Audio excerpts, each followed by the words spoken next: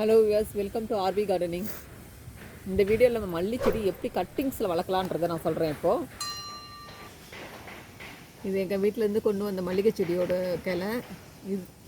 இது ஒன்று, இது ஒன்று, 2 கிளை.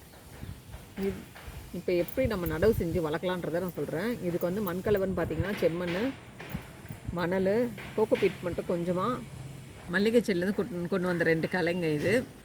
இதில் நம்ம இலையெல்லாம் ரிமூவ் பண்ணிக்கலாம்.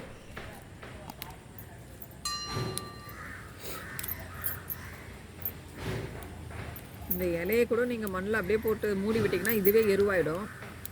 மல்லிகை செடி பொறுத்தவரைக்கும் மண்ணோட இது பார்த்திங்கன்னா செம்மண், கோகோபீட்டு, மணல், இது 3 கலந்துக்கினாலே போதும். கொஞ்சம் லூஸாக இருந்தால் மண் இன்னும் சூப்பராக வரணும் செடி. இப்போ இந்த குச்சி நம்ம எப்படி நடவு செய்கிறதுன்னு பார்க்கலாம். இதை நம்ம கிராஸாக கட் பண்ணிக்கலாம்.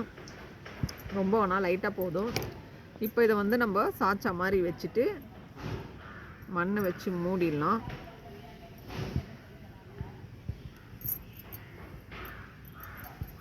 அதே மாதிரி இந்த குச்சி இருக்கு இல்லையா, இதையும் அதே மாதிரி நம்ம நட்டு விடுவோம்.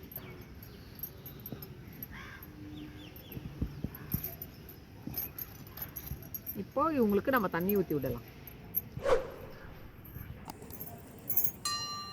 இப்போ தண்ணி ஊற்றலாம். நம்ம ரொம்ப வேணாம்.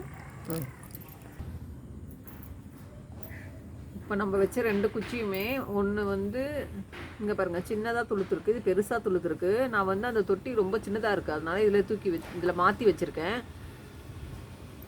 10 டேஸ்க்கு அப்புறம் துளுத்துது. அது ரொம்ப மெலிசாக இருந்த அந்த குச்சி, அதனால சின்னதாக இப்போ தான் வருது. இது கொஞ்சம் கனமாக வச்சதால நல்லா கொஞ்சம் பெருசாக வந்திருக்கு.